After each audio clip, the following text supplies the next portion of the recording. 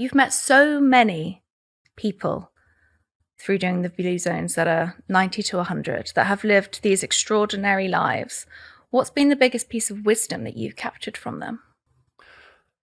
The importance of being likable, being conscious about cultivating generosity, being interesting, which, a lot of us podcasters try really hard to be, but even more important, interested. So I interviewed over 450 centenarians, and all but a handful were delightful. There was maybe a handful of grumpy people, but they would have great stories. And by the way, they love when somebody from the outside would take a real interest in their lives, and they love to unpack it. Especially so many times they had phenomenal stories they never told anybody. But also they would turn it around to me. They'd ask me, "So are your parents still alive? Or, what's it like in America?" Or what? I'm so interesting in general. They almost always, a lot of these centenarians are very poor people, but they'd have some little thing they'd offer you. Be a cup of tea, or be a little piece of candy, or, I remember once a 108-year-old Panchita, we're talking and she gets up and she starts cooking herself lunch. And I thought, this is kind of rude. Even at 108, you'd think they'd have the manners. And then she served me. She lived in a dirt floor hut, and she got the egg from her chicken that was running around in the yard and patted a tortilla. And for her, it was half of what she had probably in food stocks. And she insisted I eat it. So I ate it. So generosity, I think, is a really important piece of wisdom, I think. And compassion. She gave you. Yeah. She served you first. She only served me. She didn't even eat. Come. She was intermittent fasting. Yeah. No, it was a complete act of hospitality.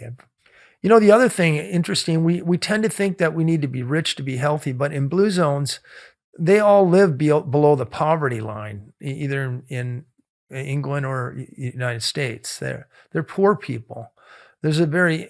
Their diet is peasant diet. They're not eating fancy things. They don't have great, expert doctors and specialists and the cabinet full of pills and tablets.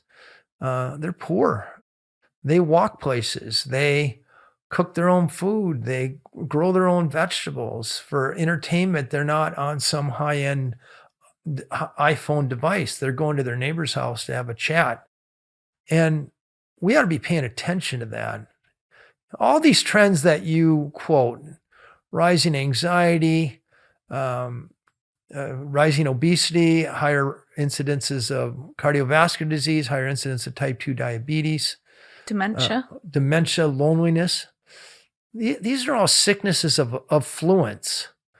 And their sickness is unknown to these poor people in the Blue Zones.